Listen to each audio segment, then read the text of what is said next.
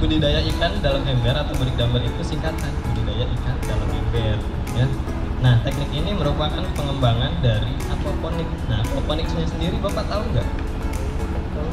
Nah, aquaponik ini kita menanam tanaman tapi di atas air, seperti tanaman rawa, eceng gondok gitu.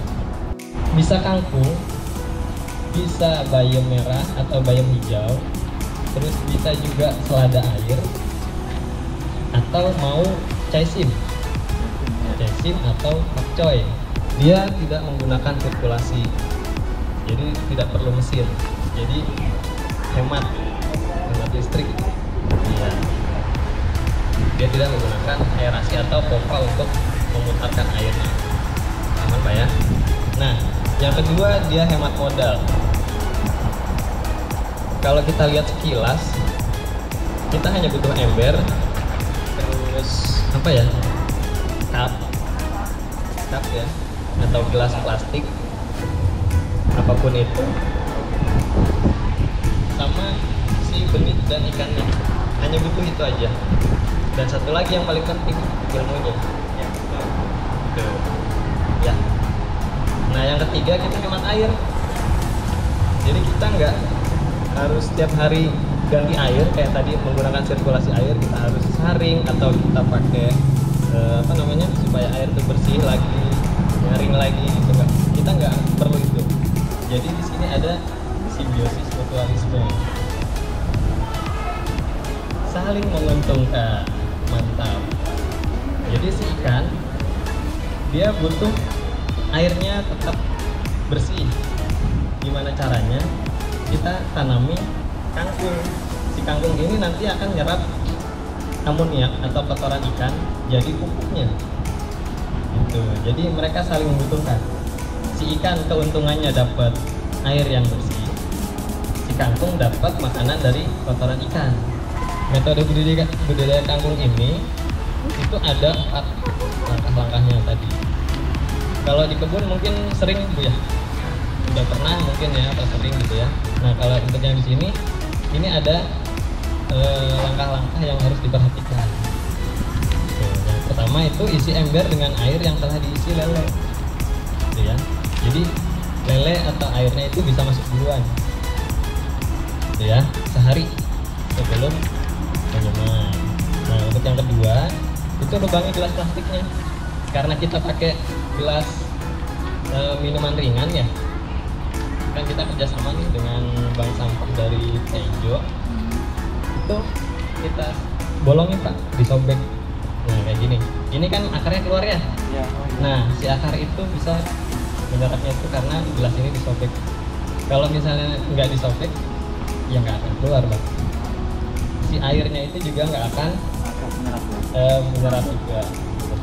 Nah ini di bawahnya disobek, sampingnya juga disobek. Lubangnya apa disobek? Disobek. Kalau di lubang nanti kan kita kasih media tanam ya, takutnya dia rontok ke bawah. Oh iya. Karena ada air di bawahnya. Ya, jangan di lubang ya. Cukup disobek menggunakan pisau atau cutter. Ya. Jangan dicolok. Disobek aja. Jangan menghilangkan. Jangan menghilangkan.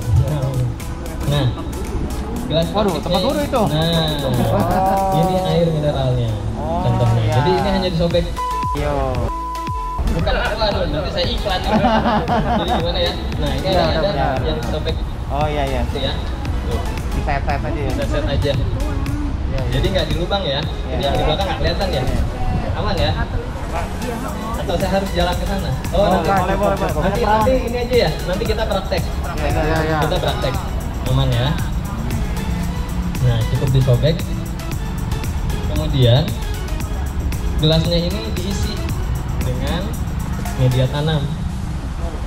Nah, media tanamnya itu apa? Yang kita gunakan saat ini kita pakai arang sekam. Sekarang ya. Nah, kan di sini banyak sekam ya. Iya itu. Kulit padi. Uut badak. Uut badak. Nah, kalau bahasa di sini Pak. iya. Uut badak. Uut badak. Jadi ini sekam Tapi dipanggang Pak, bukan dibakar ya. Panggang ya. Biar hitam aja. Dipanggang atau disangrai, dia biar hitam. Kalau dibakar dia jadi abu Pak. Jadi abu gosok Pak. Bukan arang sekam namanya. Ya. Nah yang kita gunakan saat ini pakai arang sekam. Arang sekam. Nah kemudian masukkan bibit kangkungnya di sini. Setelah arang sekamnya sudah dimasukin ke cup, itu langsung dikasih bibit. Nah tadi ada pertanyaan dari bapaknya Pak? Odit. Pak Odit. Si ember ini atau gudik damber ini kalau misalnya penyimpanannya di luar atau di dalam perbedaannya apa gitu. Nah kalau untuk di luar dia lebih optimal Pak kena cahaya si kangkungnya ya. Jadi dia bisa lebih fresh, bisa lebih hijau. Terus si ininya daya tahan si tanamannya sendiri pun dia lebih kuat Pak. Dia lebih aman ya. Kalau misalnya di dalam ruangan, si daun itu dia akan kecil, tapi dia tinggi. Atau bahasa Jangkis. Jangkis. Kalau untuk tanaman sendiri biasa disebut etiolasi. Oh iya. Kurang gizi Pak ya. Kurang gizi. Baik, terima kasih untuk Bapak Dwi Siswanto. Nambah wawasan ya Bapak Ibu ya. Jadi si kangkung itu nggak semudah nanam cabai. Dibiarin jadi, ternyata memang ada istilahnya, ada penyakitnya, ada masalahnya gitu ya Bapak Ibu. Oke, untuk selanjutnya kita persilakan untuk Pak Bayu Samsunarno untuk menjelaskan materi tentang budidaya ikannya. Kepada Pak Bayu dipersilakan. Oke, masih semangat Bapak Ibu? Masih semangat. Kita. Oke, assalamualaikum warahmatullahi wabarakatuh. Perkenalkan, nama saya Mas Bayu Samsunarno. Pasti bapak-bapak bilangnya saya orang Jawa. Salah lagi Pak. Ada Mas, ada Nonya ya, O-nya ya. Gitu. Saya Pujasera, anak kelahiran Putra Jawa, Jawa dan Sumatera. Jadi ayah saya Jawa, ibu saya Sumatera. Oke, saya dari program studi ilmu perikanan, Fakultas Pertanian, Universitas Utama dan Tirtayasa. Sebelum saya memulai, saya pertama mengucapkan terima kasih kepada tim Gerak Kreatif yang sudah menyelenggarakan kegiatan ini. Ya, kegiatan ini menurut saya sangat bermanfaat, ya, terutama mengenai budi damber, ya. Yang saya lihat beberapa belakangan ini lagi naik daun, gitu. Ya apa-apa budi damber gitu. Tapi secara tidak langsung pun budi damber ini merupakan suatu kegiatan yang sangat bermanfaat apalagi pada saat pandemi ini. Dan nanti kita akan berbicara tadi dari Pak Dwi udah berbicara untuk mengenai masalah tanamannya. Di sini saya akan berbicara untuk masalah pemeliharaan ikannya dan sistemnya itu gimana sih. Nah, nanti cara-caranya gimana itu Bapak Ibu bisa dilihat di slide di pendidikannya. Ya betul. Jadi kantong plastiknya itu dimasukkan ke dalam embernya, ya. Kita diamkan dulu. Itu fungsinya untuk apa? Supaya suhu di dalam plastik sama suhu air itu harus sama. Sama saja kalau kita lagi panas-panas, saya bapak-bapak lagi habis goes kan, nah habis goes, terus karena kepanasan langsung cari ruang AC. Ya kan ada dua kipannya, kalau nggak bapak harus segar, kalau nggak bapak sakit gitu. Karena perbedaan suhu. Nah di ikan pun juga sama gitu. Ya di ikan pun dia harus namanya adaptasi. Ya pertama persiapan airnya dulu, ya. Kemudian kita masukin ikan. Jangan lupa ketika kita masukin ikan, adaptasi ikan dulu, ya. Ya kita adaptasikan ikan. Kemudian selama 7 hari pertama, ya kita harus ganti air, ya minimal itu 2 kali dalam 7 hari pertama. Ya baru selanjutnya baru pemeliharaan biasa. Nanti pemeliharaannya apa saja nanti kita bahas setelahnya. Tapi kalau misalnya ikannya itu sudah berhenti, ya udah jangan dikasih minum lagi Pak Ibu. Jadi ibaratnya ikan itu kayak anak kecil, mesti disuapin. Ya, suapinnya kita lihat tuh reaksi makannya, amati nafsu makannya, itu yang paling penting. Ya, kalau misalnya ikannya awalnya masih mau makan, ya udah kita terus kasih makan. Tapi patokannya adalah 1 genggam pertama. Gitu. Ya. Nah, kemudian pemberian pakannya itu ya sehari 2 kali minimal. Sehari 2 kali, pada pagi dan sore hari. Kenapa siang itu nggak mau? Ya karena siang itu lele tidur, panas kan, jadi lele itu nggak mau makan. Ya karena lele, pakle, bule gitu kan, itu aktifnya malam. Iya, ngerti Pak. Ya. Malam Minggu. Aktifnya malam gitu. Jadi kalau untuk siang hari dia tidak terlalu optimal.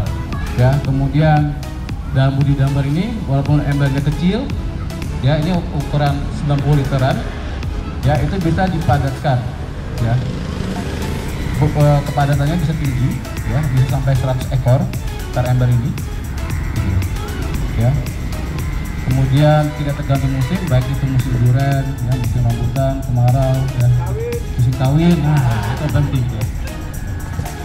Kalau di ikan tuh memijah namanya. Ya itu apa namanya, bisa kapan melakukan gitu. Ya karena apa? Karena ya ini yang penting adalah terkena sinar matahari. Gitu. Nah, kemudian yang kedua yang penting kita itu adalah di air. Nah di air itu ya baiknya air yang kita itu kita air yang dari bebas pencemaran gitu, atau pakai air sumur bisa ya, kemudian air keran juga bisa, mata air juga bisa. Tapi intinya ketika Bapak Ibu menggunakan air tersebut harus didiamkan terlebih dahulu. Intinya itu, airnya harus didiamkan terlebih dahulu selama 24 jam sampai 48 jam atau sehari sampai 2 hari. Nah kemudian ikan ya, untuk benih ikan itu kalau dalam sistem simponik atau simponik ini atau budi damar ini yang paling mujarab itu, yang paling ampuhnya itu adalah di ikan lele sebetulnya ya. Kenapa ikan lele? Karena ikan lele itu dia mempunyai alat pernapasan tambahan.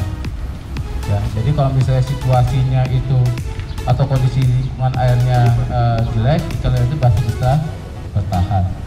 Oh ya, satu lagi Bapak Ibu, kalau misalnya lagi musim hujan, ya habis hujan kayak gitu, sebaiknya jangan dikasih makan dulu ikan lelenya. Ya, karena ikan lelenya lagi mabok. Ya, habis hujan-hujanan. Kalau kita habis hujan pusing, nah lele juga sama. Oh gitu.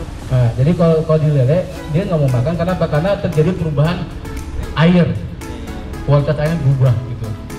Ya kalau misalnya Bapak nggak percaya, icipin wae airnya di mulut gitu. Gak berani. Gak berani. Ya. Nah itu ya. Jadi kalau ketika habis hujan, jangan dikasih makan.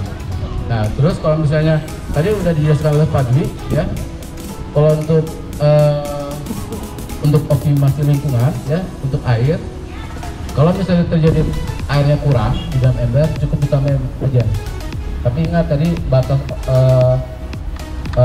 itu adalah di sekitar sini, atau tergantung dari si wadah tanamannya seberapa. Gitu, ya. Nah, kemudian yang terakhir biasanya nanti kalau misalnya kayak cuaca kayak sekarang, ya, kadang-kadang hujan, kadang-kadang panas, ya. Nah biasanya di ikan lele itu akan timbul penyakit. Nah yang biasa penyakit untuk cuaca kayak gini ada beberapa macam. Ya, yang pertama itu ikan lelenya itu ada bintik putih, ya, atau yang disebut dengan white spot bahasa Sundanya. Ya, terus ada yang disebabkan oleh bakteri.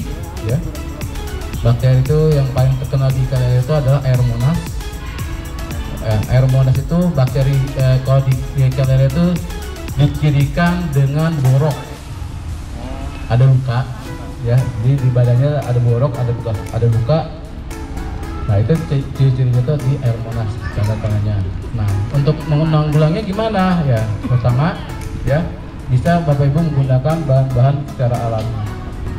Ya bahan-bahan alami contohnya daun pepaya, ya kalau enggak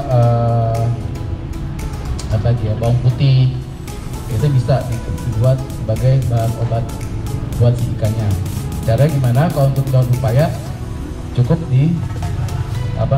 disimpan atau ditebar di dalam ember. Satu daun pepaya, satu aja. Dihancurin nggak daunnya? Ya nggak usah, biarin aja. Bisa dihancurin, bisa nggak apa-apa. Tapi kalau misalnya saya pribadi cukup daun pepaya, ya diambil daunnya, kemudian cukup dicelup.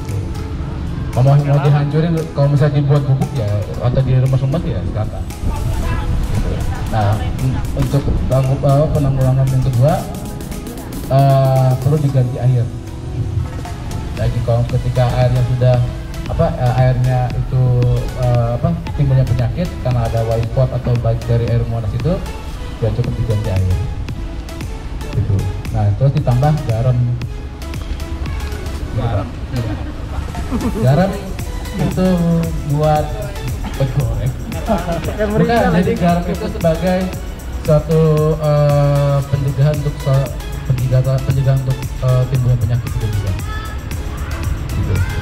Kalau secara teori 1 semester Pak, panjang gitu. Oh gitu ya. Iya. Tapi kalau untuk garam ya cukup 1 sendok atau 2 sendok garam sini. Karena apa? Karena kalau pada prinsipnya kalau untuk pengobatan penyakit pada ikan, penyakit ikan di air tawar, obatnya itu adalah air laut. Begitu juga sebaliknya, kalau ikan laut ya kena penyakit, obatnya itu di air tawar, direndemin. Itu bisa ke pantai langsung gitu, sakit ke pantai. Iya kan, bisa kalau borok-borok bisa coba Ke pantai. Aduh Bapak.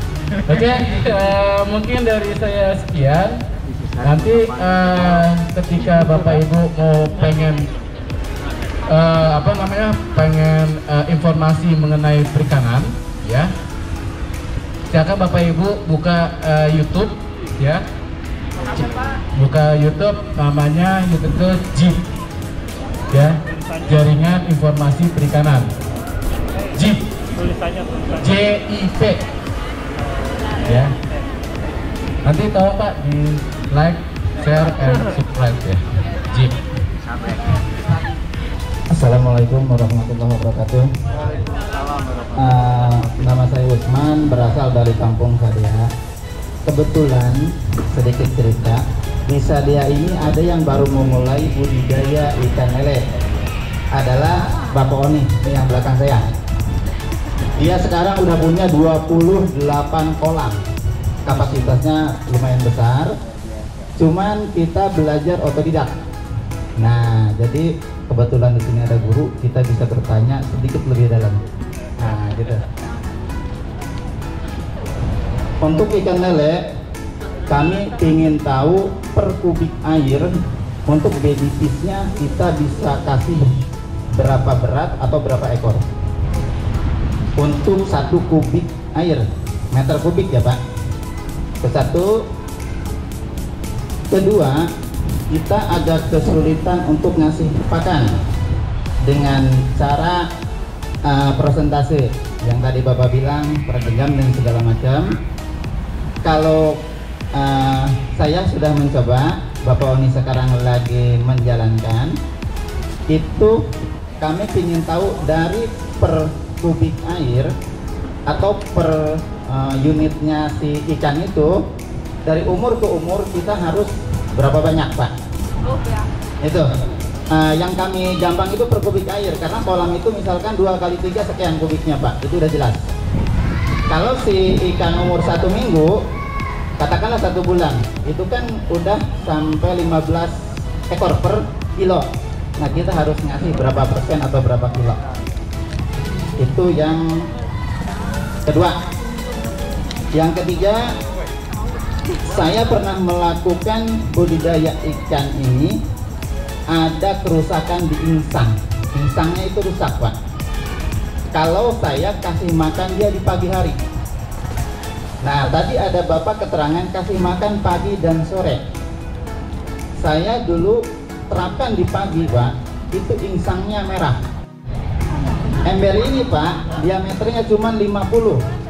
Tadi Bapak bilang dari Pak siapa, Pak? Mas Ayu. Pak Dwi, itu baik diterapkan di luar ruangan. Yang saya pertanyakan suhu air, Pak, yang di luar ruangan itu dengan kapasitas ikan 60-100 ekor, kapasitas air itu nggak nyampe 1 kubik, Pak. Apa itu cukup oksigennya untuk ikan itu? Karena pertumbuhan ikan kan perlu oksigen, Pak. Hanya itu, terima kasih. Assalamualaikum warahmatullahi wabarakatuh. Waalaikumsalam warahmatullahi wabarakatuh. Pertanyaannya luar biasa banget. Ini pertanyaan dari praktisi langsung berarti ya. Maksudnya yang sudah melakukan budidaya langsung. Baik, mungkin langsung dijawab saja ya supaya tidak lupa pertanyaannya kepada Pak Bayu. Silakan Pak Bayu. Tuh, mantep Pak. Luar biasa nih, ini PR juga buat saya. Jadi kalau yang pertanyaan untuk kepadatan Pak ya. Kalau misalnya bermain kubik Pak ya, kalau saya berpikir gini, kalau misalnya tadi saya bilang bahwa 1 ekor per liter ya, jadi kalau misalnya kubik dikalikan saja gitu, itu aja, itu yang pertama ya. Jadi kuncinya gitu Pak, kalau pada prinsipnya kalau untuk ikan, baik itu ikan nila, ikan lele, ikan mas, ikan gurame, prinsipnya itu ada 1 ekor per liter ya, jadi tinggal dikalikan saja. Itu yang pertama. Nah, yang kedua adalah pemberian pakannya berapa persen. Nah, kalau untuk pemberian pakannya berapa persen Pak, itu pertama adalah Bapak harus melihat kepadatan si ikannya itu berapa di dalam wadah atau kolam Bapak ya. Kalau misalnya di dalam wadah Bapak misalnya anggap aja adalah 1000 ekor ya, 1000 ekor misalnya Bapak berat rata-rata dari si ikannya itu adalah 7 gram misalnya, berarti kan 7 gram dikali 1000 ya, dikali tadi berapa persenkah Bapak akan memberi pakan tersebut. Nah, tabelnya itu udah ada di materi tersebut Pak gitu ya, tinggal dikalikan saja itu, nanti dapatlah berapa jumlah pakan yang Bapak berikan buat si ikan dalam sekali pemberian pakan itu ya. Terus pertanyaan selanjutnya apa lagi Pak? Insangnya merah ya, pagi ya. Nah, kalau misalnya itu mesti di studi lagi Pak, saya baru dengar kalau insang merah itu pada saat pemberian pakan. Kalau saya Google itu banyak faktornya Pak, kenapa insang itu merah gitu. Yang jelas kalau misalnya insangnya merah itu pasti karena bakteri gitu ya, itu harus lebih lanjut lagi. Nah, terus kalau misalnya tadi saya agak lupa ya, paginya itu kapan sih, sorenya kapan, saya lupa ya. Jadi kalau misalnya untuk ikan ya, kalau misalnya menurut teori dan pengalaman saya pribadi saja, jadi gini, kalau secara teori nih ya, di beberapa teori itu mengatakan bahwa pemberian pakan itu sebaiknya pada saat sebelum matahari terbit dan sesudah matahari terbenam. Itu teorinya. Gitu. Jadi kalau misalnya untuk pemberian pakan pun harus konsisten Bapak Ibu ya, karena apa? Karena ikan itu dia disiplin ya, mungkin yang udah pengalaman secara praktisi pasti kayak gitu. Ketika Bapak misalnya ngasih makan itu jam 8, ketika Bapak ngomong kayak berdiri di sini, ikan itu udah siap, udah nimbul gitu ya Bapak ya. Nah, tapi kalau misalnya Bapak misalnya jam 9, itu harus dipancing dulu. Jadi pemberian pakan itu harus konsisten gitu ya. Nah, terus pertanyaan terakhir kita untuk padatan oksigen ya, 60-100 nanti oksigennya gimana. Nah, itu tergantung dari kepadatan, itu tergantung dari ikannya gimana Pak ya.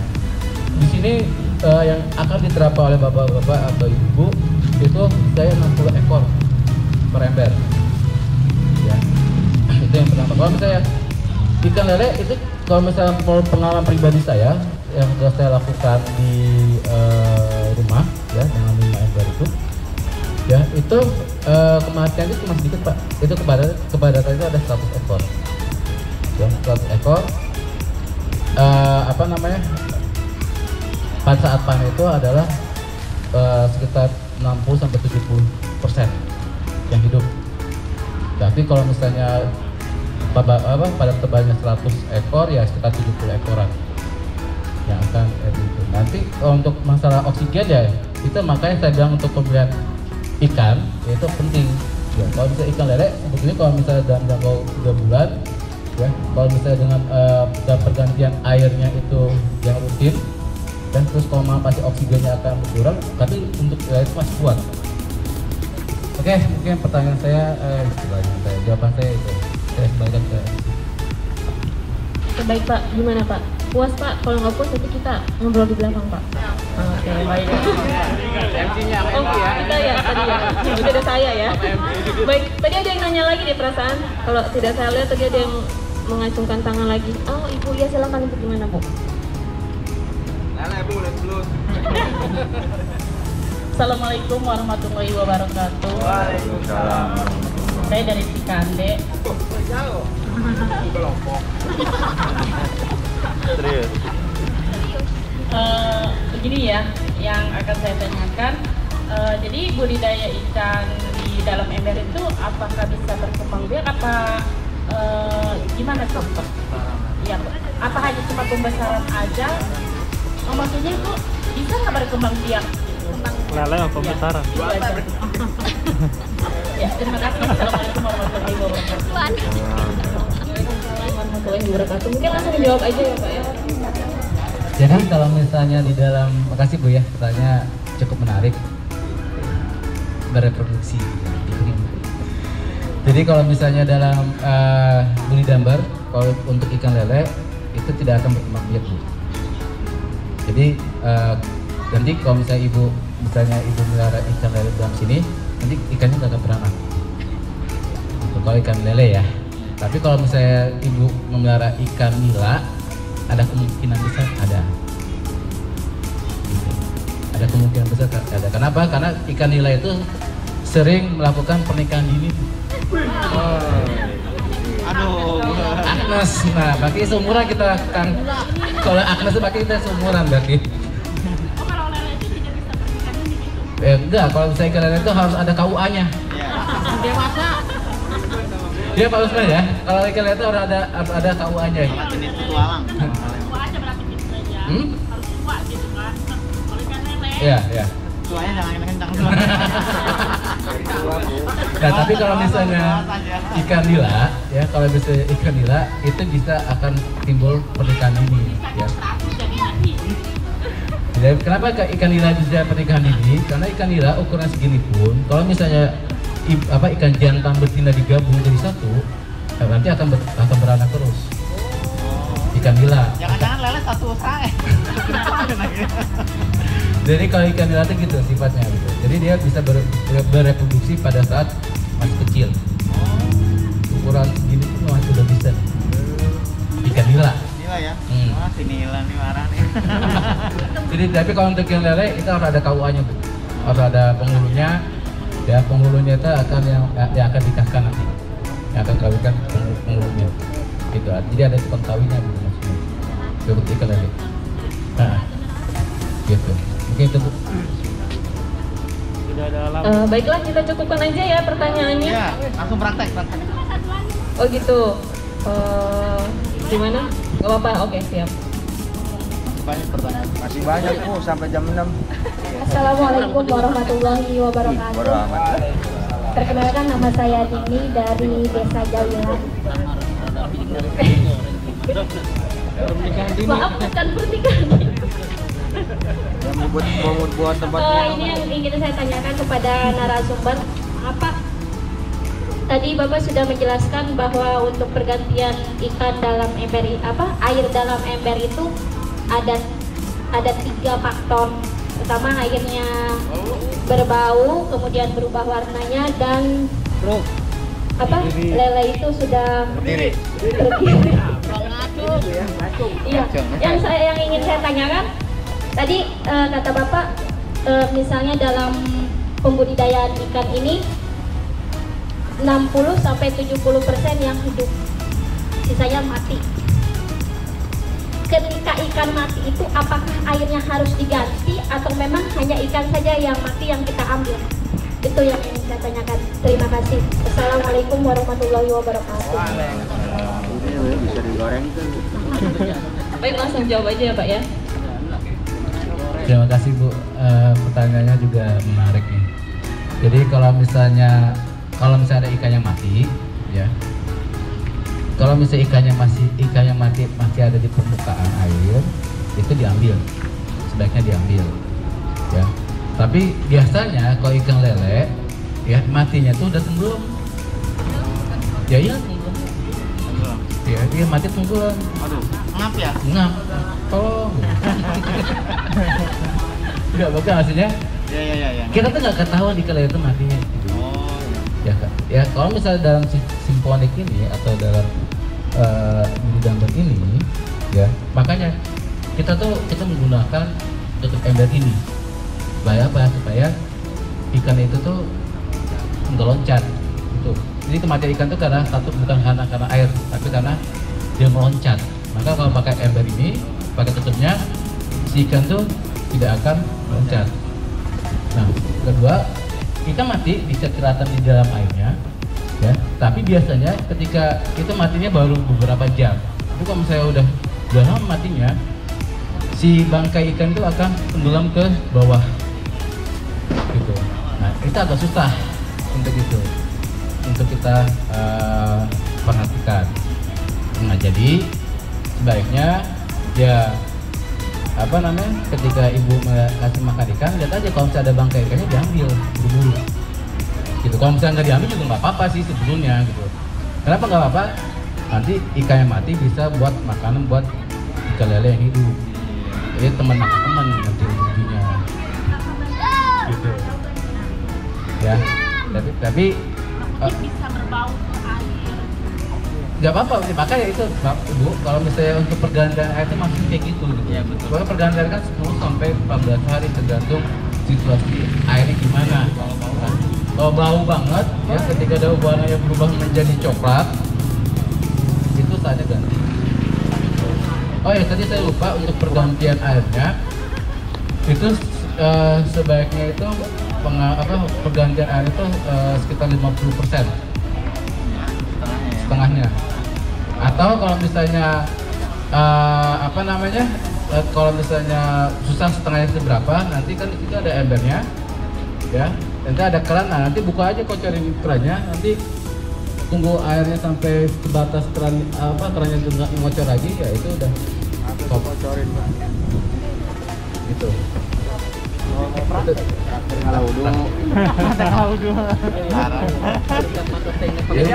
Ya. Oke itu Bu. Ya. Jam 5 nih masalahnya.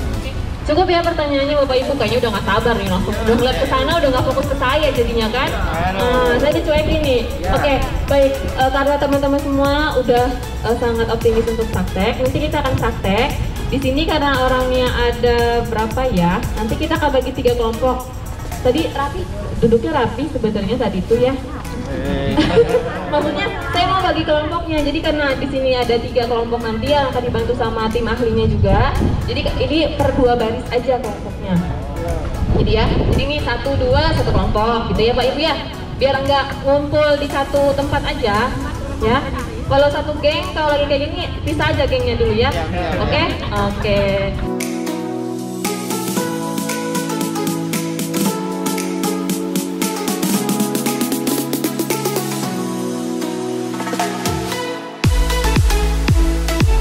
Kangkung. Dapat semua belum? Ada sambil ada pertanyaan mungkin yang belum gimana?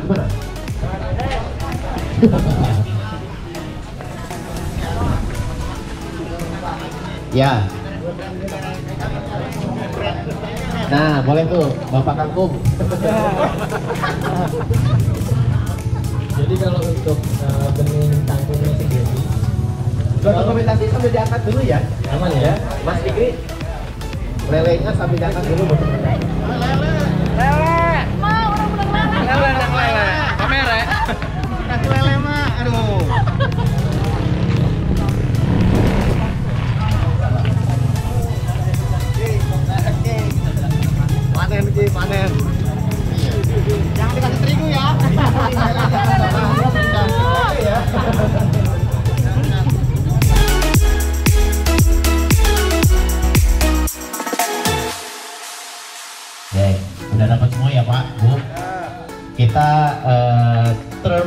condition atau syarat dan ketentuan.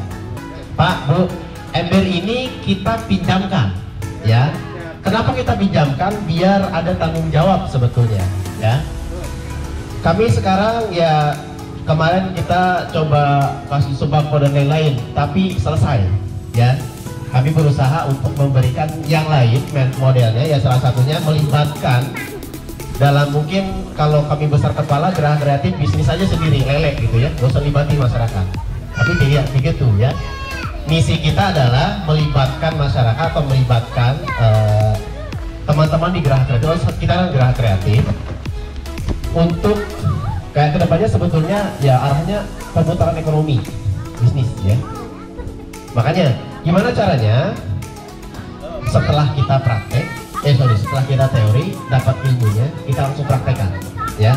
Bibitnya, leleknya, kemudian pakannya, apalagi media tanamnya, itu semuanya dikasih ya. Jadi nanti ilmu yang tadi dipraktekkan. Oke. Setiap 2 minggu nanti kita lakukan monitoring. Modelnya gimana? Karena bukan dari jauh, bukan dari Pasir Buyut aja ya, lumayan jauh. Jadi minta tolong aktif. Nomor WhatsAppnya tadi sudah dicatat ya. Jadi nanti kita update setiap 2 minggu perkembangannya. Kalau misalkan tidak ada keseriusan, kita tarik lagi embernya. Ya. Jadi setiap 2 minggu laporkan. Nanti ada grupnya. Ya. Kita jadikan ini mungkin angkatan pertama. Kalau sukses kita bikin yang lain. Oke. Semangat ya. Semangat ya. Jadi ini adalah bukti kita kerjasama ya, kerjasama Geraha Kreatif dan tim melibatkan teman-teman di sekitaran Geraha Kreatif atau masyarakat untuk memutarkan roda perekonomian mulai dari keluarga. Sebetulnya itu dreamnya atau mimpi kita ya.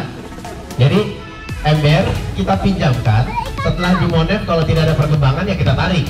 Kita cari orang yang serius, kira-kira begitu ya. Setelah katakanlah kita sukses, kita panen gitu ya, gimana jualnya? Nah, boleh dibawa ke Geraha Kreatif. Nanti doakan, kita lagi menyusun, siapa tahu nanti kita bikin oleh-oleh khas Desa Pasir Buyut atau khas Jawilan tentang lele ya. Nanti ada orang lagi yang kita kasih ilmunya gitu ya, bikin oleh-oleh khas Jawilan itu dari lele. Siapa yang produksi? Masyarakat. Oke. Atau mungkin kita bikin pecel lele. Jadi jangan khawatir, hasil penjualannya biar muter lagi, beliin lagi bibitnya. Gitu ya. Ya. Jadi akhirnya perputaran ekonomi keluarga pelan-pelan mulai bergerak. Gitu ya. Gimana caranya? Kami nggak mau usulin lah. Nggak, udah ada pemerintah kalau itu ya. Oke. Gitu ya, term conditionnya, oke. Jadi minta tolong diseriusi. Ini salah satu bentuk keseriusan kita melibatkan teman-teman atau melibatkan Bapak dan Ibu sekalian. Setelah belajar teorinya, langsung dipraktekkan. Semangat bayi.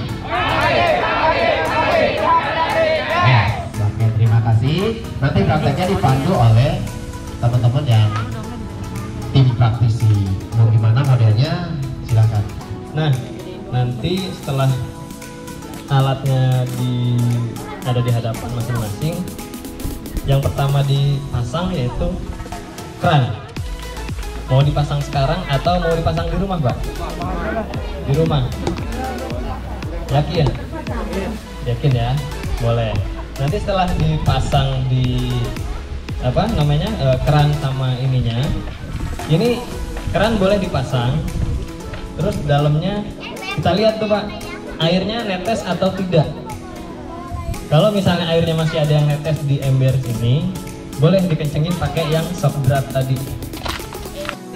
Dipasang keran dengan soft draftnya, baru diisi airnya. Nah, tadi sudah dijelaskan oleh Pak Bayu, sebelum ikan turun, seharusnya airnya itu air yang sudah dibakar atau dimalamkan. Jadi kalau misalnya di rumah ada toren, berarti kan nggak harus tunggu besok gitu ya. Jadi bisa langsung diisi aja, langsung dikasih ikan. Nah, jadi airnya diisi nih di rumah. Setelah diisi air, ketinggiannya sudah dapat, langsung kita kasih sekam. Sekam itu yang itu kan? Yang sekam bakar, yang sudah dibakar ya. Nah ini dia ya. Jadi itu bukan tembakau ya, itu sekam ya. Nah itu sekam, nanti diisi setengah. Oh, setengah. Nah, ini ya. Nah, kalau sudah diisi sekam, langsung ditabur benih kangkung. Ya. Nah, tadi benih kangkungnya isinya per cup 8 sampai 10 maksimal. Ya. Bayam, kalau mau bayam boleh Pak, tapi jangan terlalu padat. Kalau Bapak bisa ngitung benih bayamnya itu lebih bagus. Mana ya? Ini 100 ya Mas? Itu 100. Nah, nanti setelah benih kangkungnya sudah disebarnya nanti perhatikan jarak tanamnya Bu ya, Pak. Itu agak nyebar. Renggang-renggang. Ya, jangan menumpuk. Gitu ya, jangan menumpuk. Agak renggang. Nah, setelah si bijinya sudah benihnya sudah disimpan, disebar, disemai, ditimpah lagi nanti dengan sisa arang sekam yang masih ada. Gitu. Nanti arang sekamnya jangan dituangkan semua, disisakan untuk nutup benih yang sudah disimpan di cup. Tadi fungsinya supaya tidak ada ayam atau hama yang masuk, ya. Aman ya? Jadi syarat yang penting ketutup aja ya. Yang penting ketutup. Jangan supaya tebal berarti oke ya. Aman gitu. Kalau udah disemai, baru dikasih ikan lelenya, ya. Aman. Nah, lelenya nanti disambung oleh Bapak Bayu. Mungkin cukup dari saya. Kalau ada pertanyaan, silahkan. Lelenya di mana? Bisa dibagiin juga? Lelenya langsung dibagikan? Lele. Oke, boleh. Itu sambil ada pertanyaan mungkin yang belum gimana?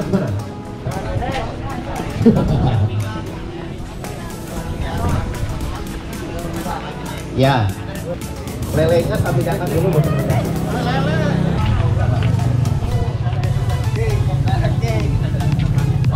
Panen. Jangan dikasih terigu ya. Iya Pak. Iya. Tanaman dikasih pupuk nggak? Tanaman dikasih pupuk. Apa gitu? Perlu nggak?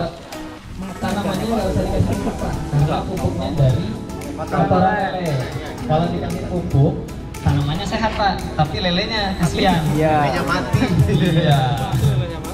Iya Pak. Ini kan kita nggak punya air tampungan yang umur semalam. Itu dengan kalau kita ganti isi ulang itu gimana ya? Isi ulang? Ya mereka mau gimana? Ini kan harus Apalagi punya semalam. Kalau bilang terus, sebetulnya ya.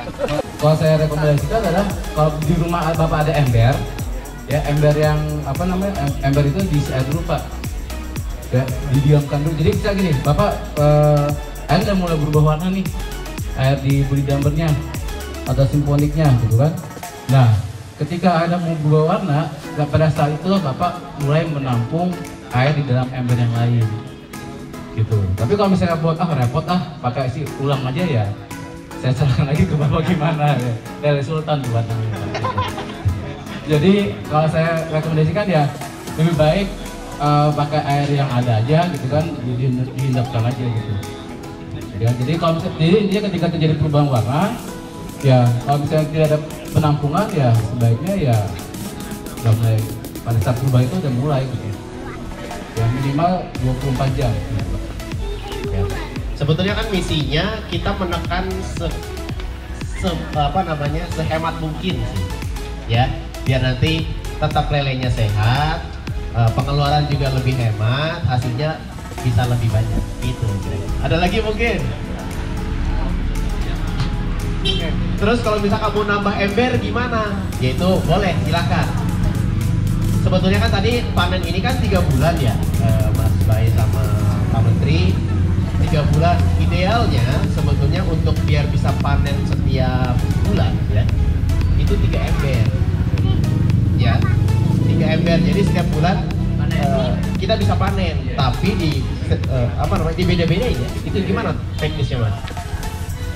Jadi yang dibilang Om Jo ya, ketika kita melihara ikan lele sebaiknya itu adalah kita menyediakan wadahnya yang banyak sebetulnya ya.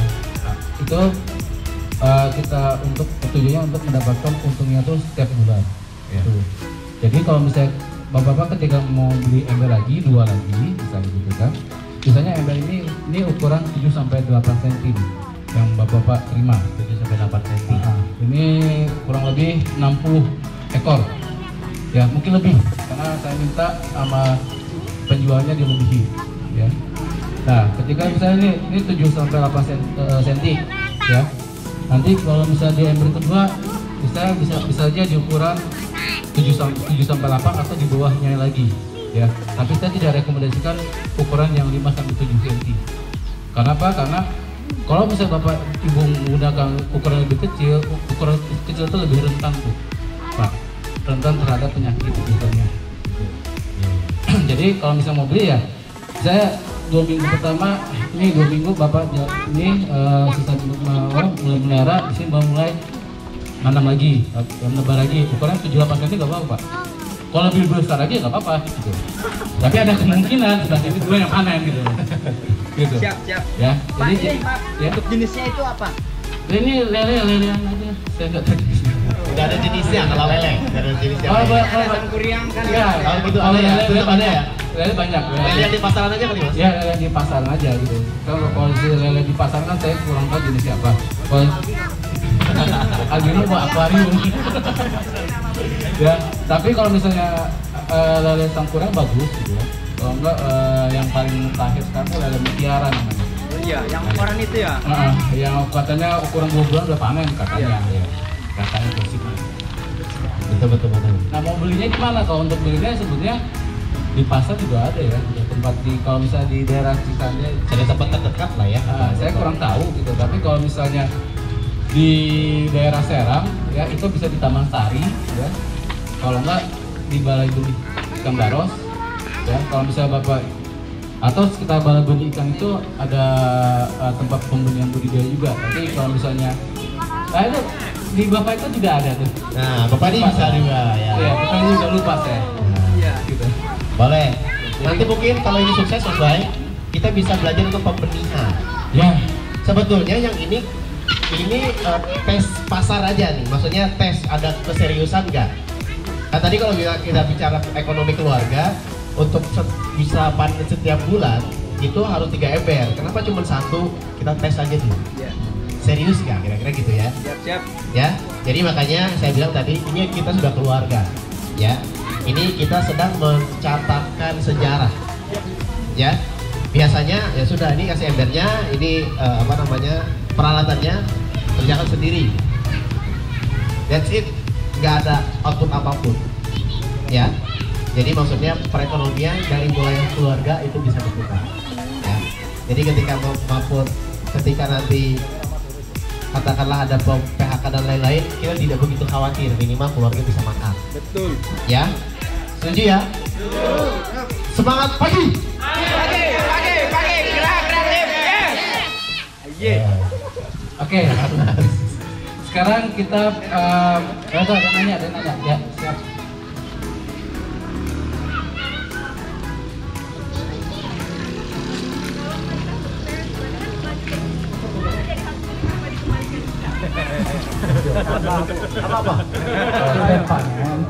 Apa istriku?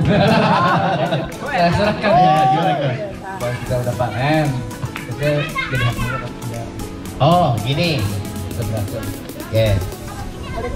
Hasilnya ya, hasil lelenya gimana kalau sudah panen? Tadi ada 2 pilihan. Oh, embernya. Ember tetap milik kita, milik Migra Kreatif. Ya. Kenapa tadi? Biar tetap ada tanggung jawab. Ya, ember ini tidak kita kasih, kita pinjamkan. Ya, kita pinjamkan. Kalau misalkan katakanlah saya mau nambah ember gimana? Boleh. Ya, boleh. Beli sendiri. Nah, kabar gembiranya di sini sudah ada koperasi, Pak. Kita sudah punya koperasi. Maksudnya sebetulnya kalau ini sukses, kita kenapa tidak jalan di koperasi? Jadi nanti seperti ini yang dinyiapkan koperasi. Ya. Jadi nanti teman-teman bisa jadi anggota koperasi. Keuntungannya ya nanti akan dibagi oleh anggota koperasi. Ya. Jadi dream atau mimpinya Ya seperti itu tadi, ekonomi berputar, kita punya penghasilan lain, ya dari hal yang kecil saja. Ember ini kita tidak kasih untuk apa ya, tanggung jawab saja nih teman-teman, bahwa kami Gerakan Kreatif tidak memberikan tiba-tiba ditutup saja. Itu ya. Jadi manfaatkan gitu ya, ilmunya tadi sudah dapat, mentornya ada, medianya ada, apalagi yang dicari gitu maksudnya ya. Nah ini buat berapa lama ini? Nah ya. Itu nanti. Jadi saya sedikit menjelaskan juga. Biasanya gini, yang pernah kita praktekkan dan sekarang sedang berjalan ya di desa Kareo, Korea. Itu hasilnya apa tuh? Korea. Julang ya. Kalau di tempat kami juga lagi sedang mempraktekkan budidaya di daerah situ ya. Di sana peserta kami malah menambahkan sendiri loh embernya gitu ya. Jadi itu merupakan suatu nilai plus sendiri buat kami sendiri gitu. Karena apa? Karena ternyata dari peserta pun antusias untuk negara gitu, ya. Nah terus untuk panennya ya, ini kurang lebih nanti dapat 2-3 kilo per ember, kurang lebih 2-3 kilo ya. Tergantung kalau saya bilang 2-3 kilo itu ukuran konsumsi lah ya, 2-3 kilo. Nah tapi sebelum kita masuk ini, makanya buat itu buat berapa lama, tapi saya akan menjelaskan bagaimana tadi cara adaptasi ikannya ya. Kan ini ikannya sebetulnya dari tadi pagi Pak sudah disiapkan. Dan pastinya ikannya pasti stres. Ya. Mungkin ada perwakilan 2 atau 3 orang di sini bisa lihat. Iya Pak. Langsung. Jangan nutupin yang lain. Ya. Enggak, biar dulu. Pak, sini Pak. Jadi ini ya. Ikannya udah dari lama ya, pasti ikan stres. Ya. Dan pastinya nantinya ya, air yang di dalam ember itu pasti akan berbeda dengan air di sini. Ya, yang pertama kali Bapak lakukan atau Ibu lakukan adalah ikan ini kita celupkan di sini di dalam air. Ya, celupkan dalam air. Nah, pastinya nanti ada terjadi perbedaan suhu antara di dalam kantong dengan yang ada di dalam ember. Nah, ya, langkah pertamanya tadi ini. Pertama Bapak Ibu kita buka keran ininya, plastiknya. Ditarik ya, mudah kok untuk tariknya. Kemudian plastiknya ini kita buka kayak gini ya, sampai batas di air. Nah kemudian ya, kita rasakan dulu Bapak Ibu, suhu di sini sama suhu di kantong itu sama atau tidak. Gitu.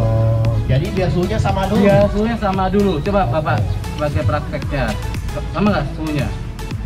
Udah lah. Jadi raba-raba dulu ya. Dikira-kira. Perkiraan aja.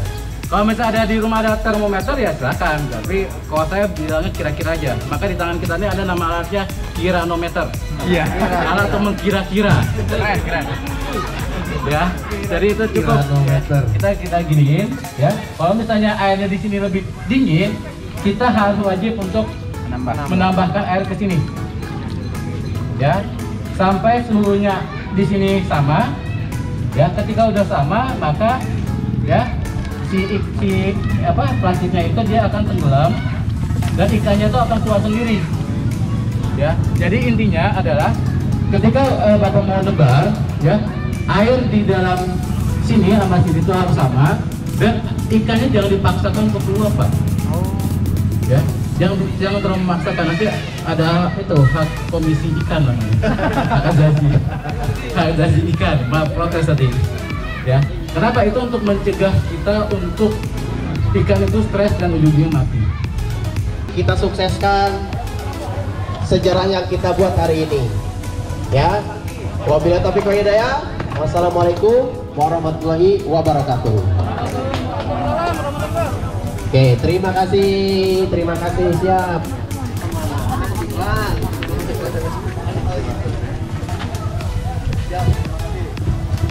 Waduh. Umroh ya.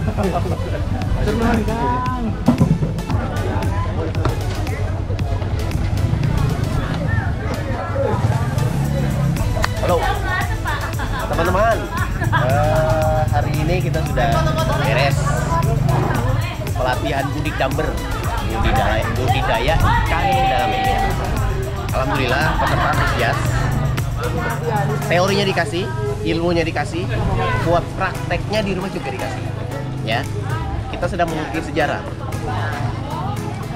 Misi kita adalah ketahanan pangan keluarga.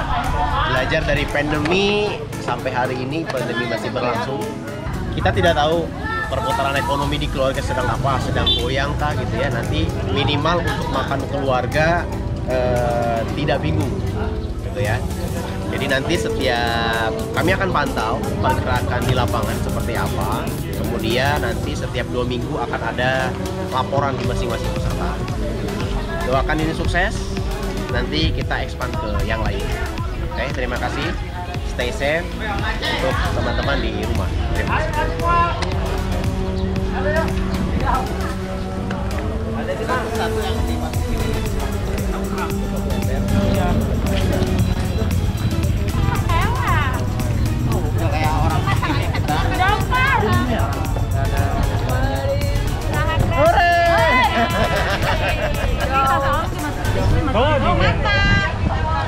Balik. Ayo balik. Kah digendong dulu kali ya. Kak Junti digendong dong.